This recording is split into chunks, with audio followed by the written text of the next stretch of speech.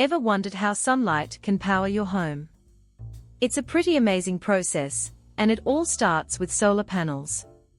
Today, we are breaking down the science behind these clean energy powerhouses, explaining exactly how they convert sunshine into electricity. Solar panels are made up of photovoltaic cells. These cells contain silicon, a material that releases electrons when sunlight hits it. Think of it like a tiny conveyor belt. Photons from the sun knock electrons loose, creating a flow of electricity. This is the photovoltaic effect.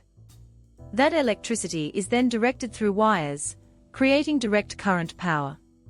Most homes use alternating current, so an inverter converts the DC to AC. Fun fact: a single solar panel can generate around 300 to 400 watts of power, enough to charge a phone or power a light bulb. Solar panels are a sustainable and increasingly affordable way to generate electricity.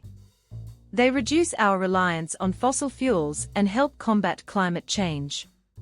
It's a win-win for both your wallet and the planet. So, that's the basics of how solar panels work. Hopefully, you now have a better understanding of this incredible technology. If you found this video helpful, give it a like and subscribe for more science explainers.